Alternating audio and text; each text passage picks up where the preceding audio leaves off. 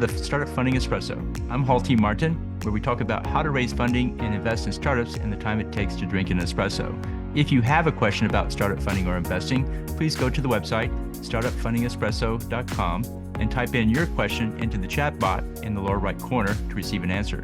I hope you enjoy this episode.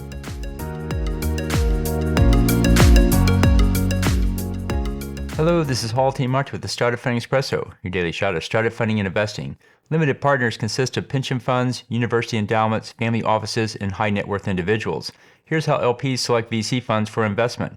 Track record. The VC must have a track record in the form of an IRR, TVPI, or MOIC metric. Ability to deploy capital. The VC must be able to allocate capital fairly quickly as it takes time for the investment to mature. Ability to source deals. The VC must be able to find quality deals on a consistent basis. This often means running an accelerator program, venture studio model, or other activity to bring startups into their sphere of influence. Ability to win deals. There's competition for the good deals. The VC fund must be able to compete against other funds for the best ones.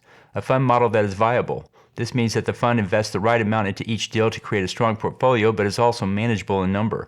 Consider these criteria for your VC fund. Thank you for joining us for the Startup Funding Espresso, where we help startups and investors connect for funding. Let's go start husband today. Hall T. Martin is the director of Investor Connect, which is a 501c3 nonprofit dedicated to the education of investors for early stage funding. All opinions expressed by Hall and podcast guests are solely their own opinions and do not reflect the opinion of Investor Connect. This podcast is for informational purposes only and should not be relied upon as a basis for investment decisions.